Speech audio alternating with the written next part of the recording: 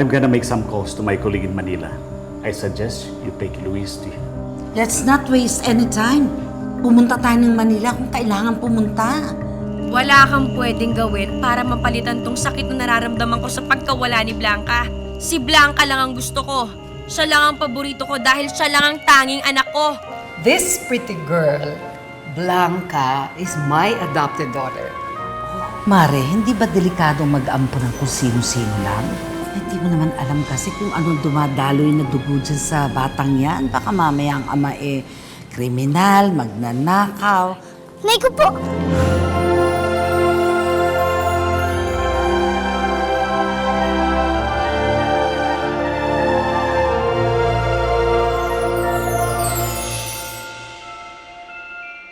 Mama, ginulat niyo naman po ako. Ako nga po pala si Blanca. Kayo po, sino po kayo? Bisita rin po ba kayo ni Ma'am Priscilla? Naririnig niyo po ba ako?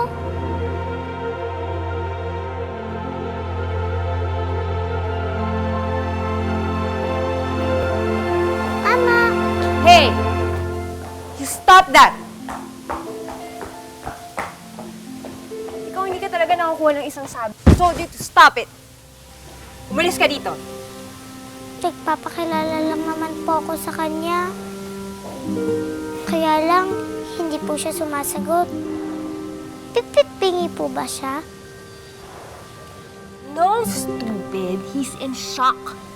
But you wouldn't know that because you're obviously bobo. Ano sabi ko sa'yo? Umalis ka na dito. Para makatulong ka naman ng konti at hindi ka pasaway. Ano ba ako maintindihan? Get out! O ikaw, Lydia. Hindi ba nandito ka para alagaan si Sir? Sorry diba? po, Ma'am. O bakit mo iniwan? Tapos nakalapit na naman itong mistisang hilaw na to.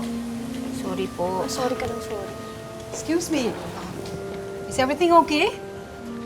Yes, it's okay. It's just that we really have to go to the hospital. So. Nauna na kami, Mare, ha? At mamaya na tayo mag-catch up. Sige, go ahead. Oh, yeah. Baka mahuli kayo sa appointment. Oo, halika na. Let's go. Let's go. Dito, let's go.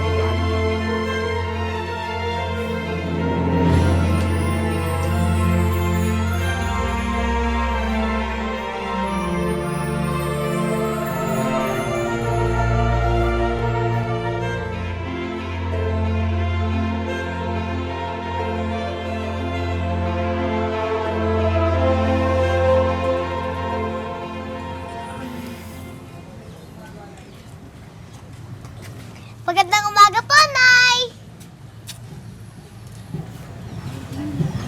Kanina ka pa ba gising? Opo, Nay! Ang sarap nyo nga pong panoorin habang natutulog eh. Kasi ang himbing po ng tulog niyo.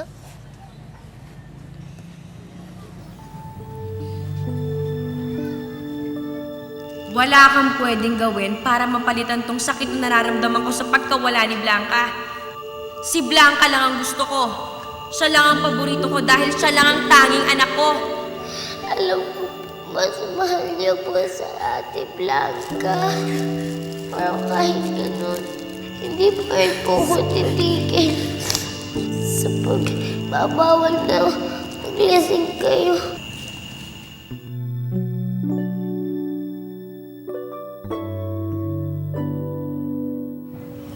Pasensya ka na sa akin kagabi, ha?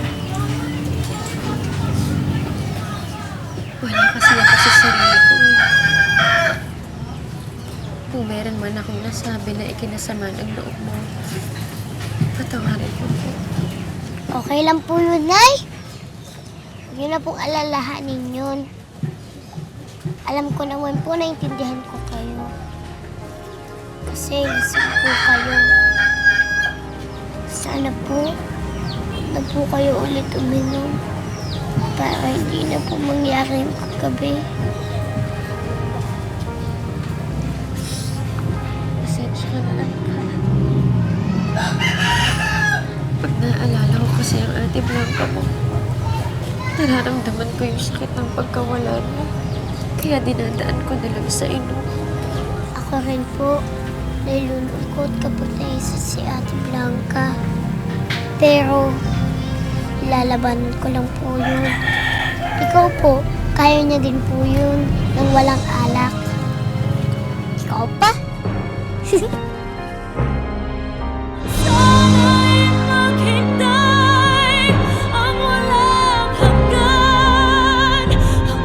Makilala mo ako ang iyong mahal.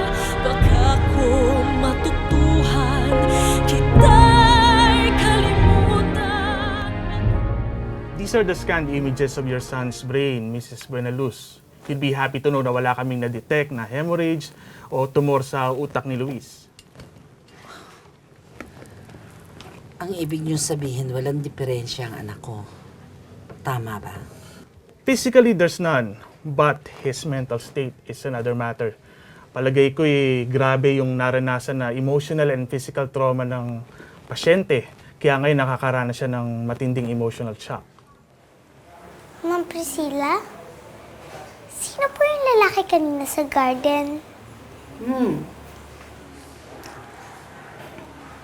Siya si Luis, yung anak ni Consuelo. Alam mo, 7 taon siyang nawala. Pero wala talaga nakakaalam kung ano nangyari sa kanya. Sabi nung iba, baka daw kinuha ng engkanto. Engkanto po. Yun nga problema namin, Doc. We have no clue kung anong nangyari sa kanya during his 7-year absence. Eh, sa totoo nga po, di ba, pinapaimbestiga pa rin namin kung anong nangyari. Well, curable pa naman ang condition ni Luis. It can be done sa pamamagitan ng hemopathy o kaya simpleng pag-aaruga ng mga mahal niya sa buhay.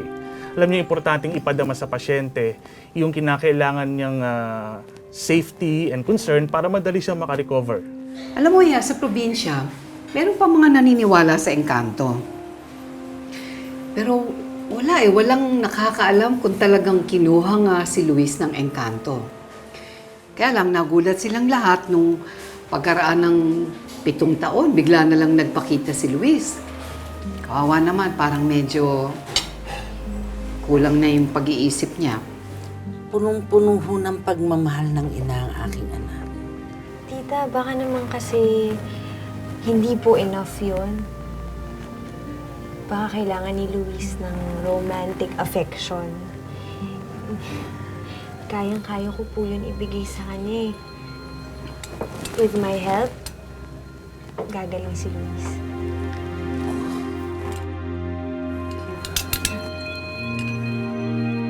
Kawawa naman po siya. Oo nga. Sana nga gumaling na siya at bumalik na rin sa dati. Sana nga po. Kung pwede ko lang po siyang tulungan at alagaan, gagawin ko po. Kasi po, parang ang bait-bait niya po eh.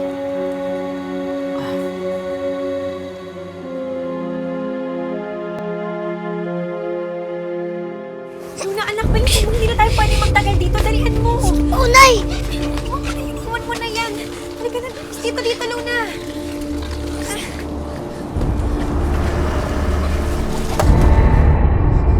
Nay! Nay, anong gagawin natin? Dito. Bilisan mo, Luna. Dalihan mo. Sige, dito! Bilis na po. Nay! Nay! Nay! Bitawan niyo ang anak ko! Bitawan niyo ang anak ko! Nay! Sa inyo! Manahimik na lang kayo, miss. Baka di lang bagaan siya maging kaso nyo. Sige na, pasok na. Bitawan niyo ang nanay ko! Naman kami, huwag isaktan ang anak ko! Bitawan niyo po ako!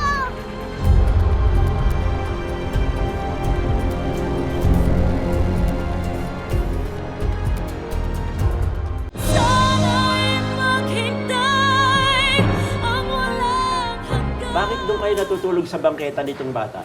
Hindi nyo ba alam na bagaan siya ang ginagawa nyo? Ilang gabi pa lang naman ho kami natutulog dun eh. Wala ho kasi talaga kaming matutuluyan ng anak ko. Siguro sindikato ka, no? Anak mo ba talaga yung bata? O baka ginagamit mo lang yan para makapagpalimos kayo? Eh, hindi ho. Hindi po talaga. Anak po talaga ako ni nanay. Kaya Pakawalan niyo na po kami dito. Kiling, paano ako maniniwalang mag-ina kayo eh? Ang layo ng itsura nyo. Sa maniwala kayo at sa hindi, anak ko ho talaga si Luna. Hindi ho ako nagsisinungaling.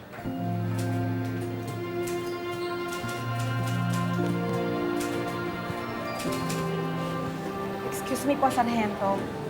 Totoo po yung sinasabi ni Mrs. I-check niyo po yung pinadala ko kahapon na missing persons bulletin.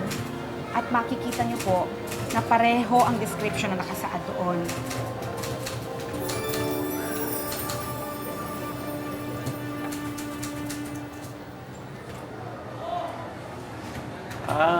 O di sige, ite-turn over ko na sa inyo itong dalawa. Halika na, anak. Alam mo yung gamit Salamat natin. po. Sige ho, halina kayo. Maraming salamat ho. Tinulungan niyo kami. Huwag kayo sa aming magpasalamat, kundi kay Doña Priscilla. Inatasan niya ang NGO namin na ipahanap kayo. At nang mabalitaan namin na mayroong mga nahuli na palaboy, inassume ko na baka kasama kayo sa mga nahuli. At hindi nga ako nagkamali. Bakit ho kami pinapahanap ni Ma'am Priscilla? May nangyari bang masama sa anak kong si Blanca?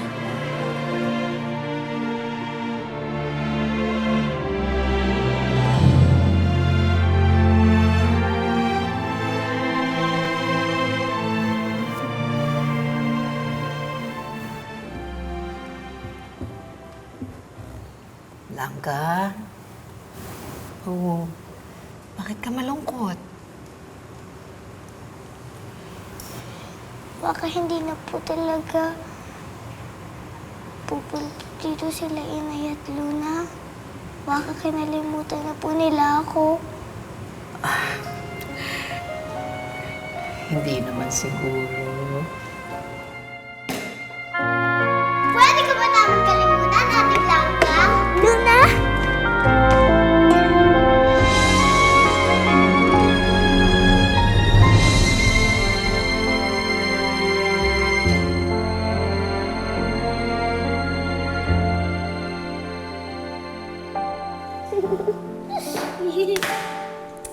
At saka, hindi lang ako nandito. Tantaran! Si Nanay! Blanca, anak. Inay, akala ko po hindi na po tayo makikita ulit. Anak, hindi pwedeng mangyari yon dahil mahal na mahal ka namin ng kapatid mo. Totoo yun, Ate Blanca. Kung wala ka, hindi makukumpleto ang letrang A! Ayos! Miss na miss ka namin, anak. Mahal na mahal ka namin, Ate Blanca. Gawin na natin yung ayos. Tatlo tayo ni Inay. Sa letrang A! A?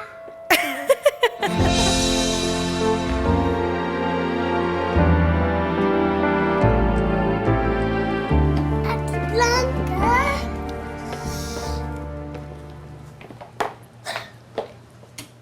Wow! Ang ganda naman na itong kwartong ba to? Teka, parang mas malaki pa to sa sala natin sa bahay ah. Oo nga, Luna. Kasyang-kasya tayong tatlo dito ni Inay. Ano kaya kung magpaalam mo kay Ma'am Priscilla na dito na rin kayo tumira? Sama-sama tayo dito sa kwarto. Maganda siguro yun, Ate Blanca.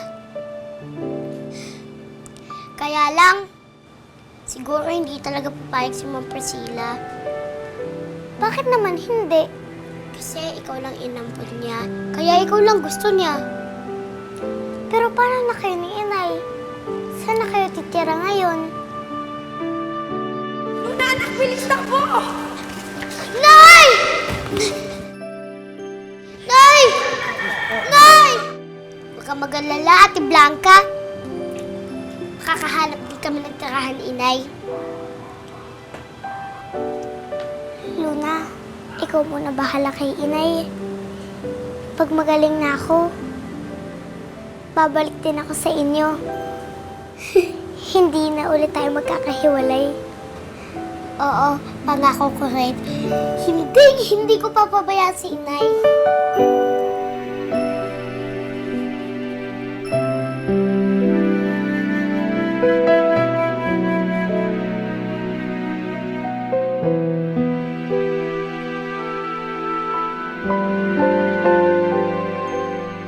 Sana'y maghintay ang walang hanggan. Rowena, kumusta naman si Luna? Hindi ba naman na nagkaroon ng trauma nung nahuli kayo ng pulis? Naku, takot na takot nga ho siya nun, ma'am eh. Buti na lang talagang likas na masiyahin ng si Luna. Kaya mabilis po nang nakalimutan yon. Pero ayokong pagdaanan niya ulit yung nangyaring yun, ma'am.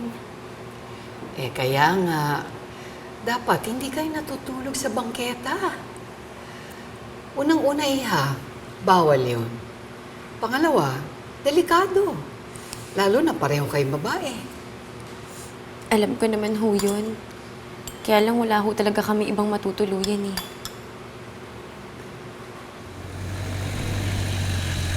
We have to strictly follow the doctor's order para maging mabilis ang pagaling ng anak mo. Oh, tama ka dyan, tita. We have to provide Luis with a peaceful environment and shower him with nothing but love. Kaya nga iniisip ko, doon na lang tayo mag-stay sa aking kumare. Para at least, hindi na tayo uuwi sa San Sebastian. Kasi kung uuwi pa tayo doon, kung baka maisip lang ni Luis yun si Rowena. O, tapos madagdagan yung kanyang emotional stress, di ba? Ba't hindi na lang kayo doon tumuloy sa resettlement area kung saan nagbibigay ako ng donasyon? Mas mabuti doon. May mga kasama kayo, malayo sa peligro, tsaka hindi kayo huli ng pulis. Talaga ho? O sige ho. Sasabihin ko kay Luna na meron na kaming matutuluyan.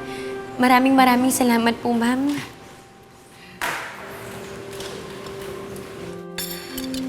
Luna, anak.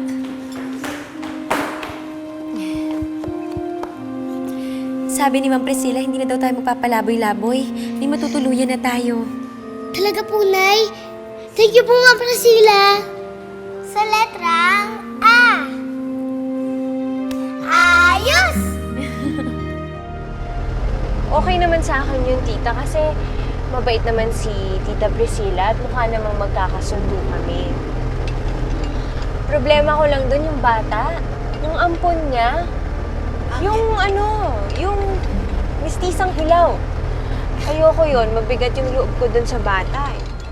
Good point. Well, kung magiging sagabal siya sa recovery ni Luis, we will deal with her accordingly.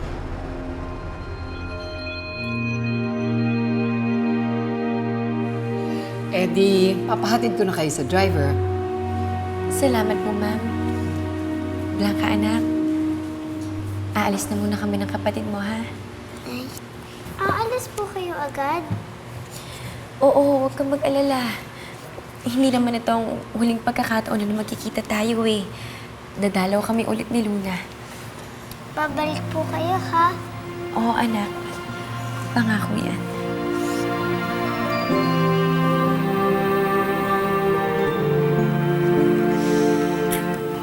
Kay Ate Blanca, namimiss kita. Mahal na mahal ka namin. Sige. Ingat kayo.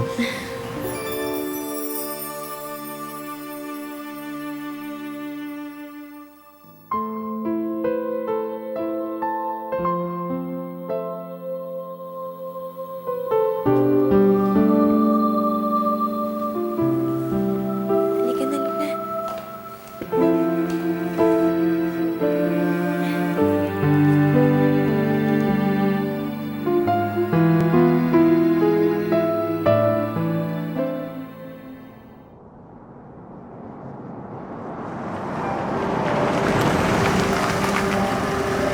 Oh, nandito na pala tayo eh. Bilis ng biyahe natin ngayon, ah. Oo nga. Nay, saan po tayo pupunta? Naku, anak. Mami. Malalaman natin pagdating natin doon, ha?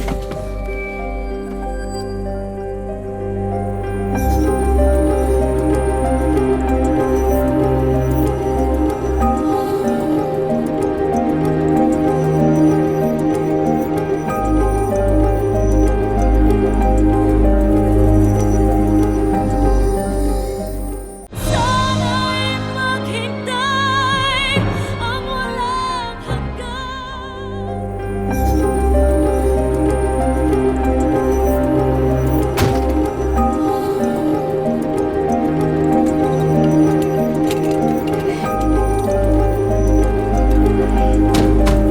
Hoy, ano ba, Lydia? Baba mo na yan.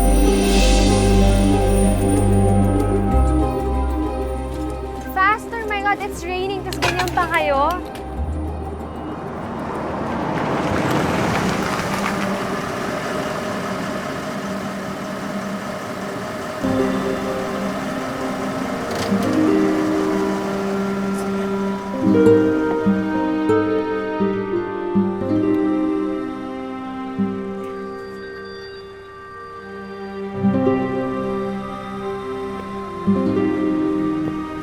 Luna, anak.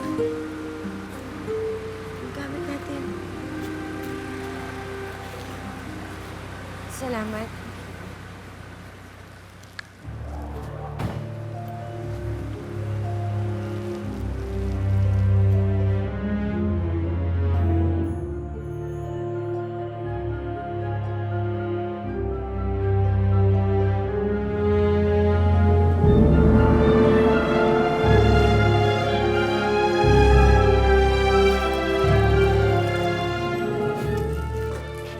Bakit ganyan yung tsura niyan? Ilayo mo yung mga bata, baka mausog. Luna, kumapit ka lang sa akin. Kahit na anong mangyari, huwag kang bibitaw, ha?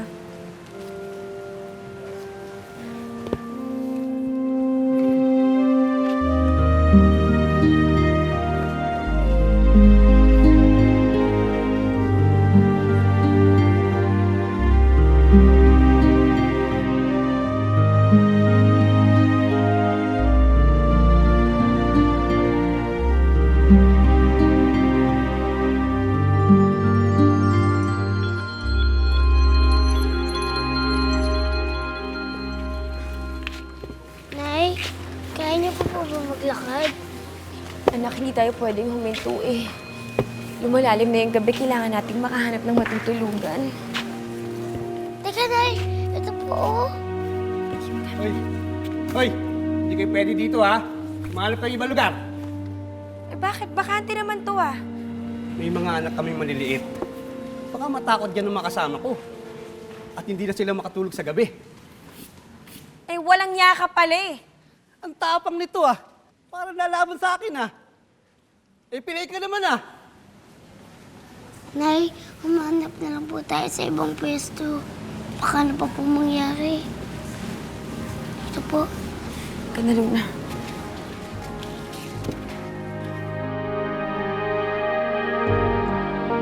Nay, pwede na po siguro tayo dun, oh.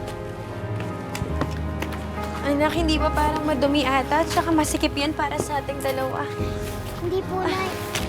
Lilinisin ko na lang po.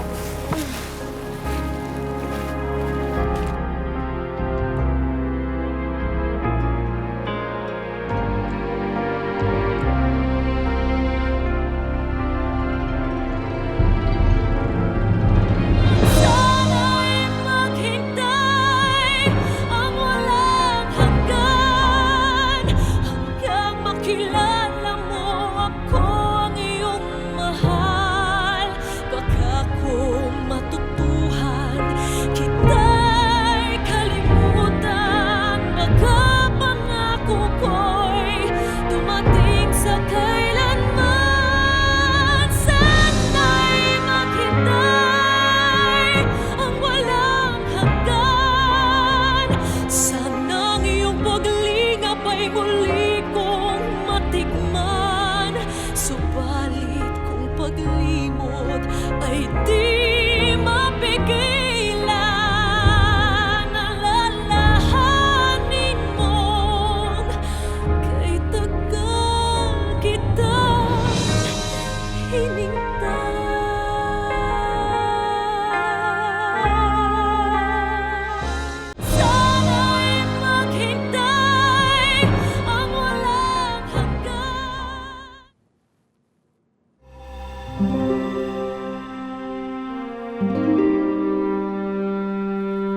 Hindi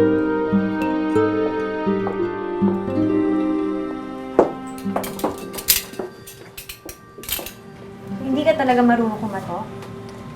Gabi na nang iistorbo ka pa rin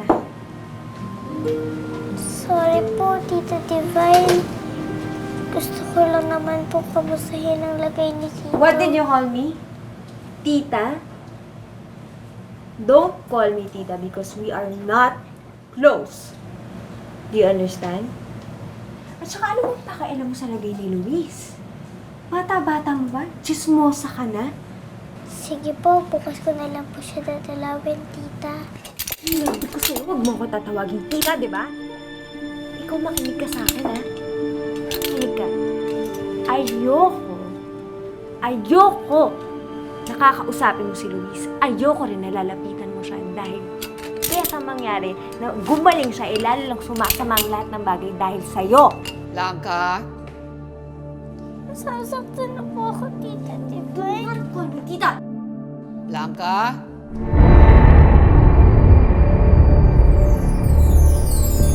May bisita si Madam Priscilla. Hindi niya kayo pwedeng harapin. Pero pwede niyong puntahan si Blanca sa kanyang kwarto. Salamat at tumalaw kayo ulit, Luna. Wala ka bang kalaro dito sa mansyon? Merong isa. Bisita rin siya ni Ma'am Priscilla. Kaya lang, tulala siya at di nagsasalita. Tulala? Ano itsura nun? Ganito ba? Hey!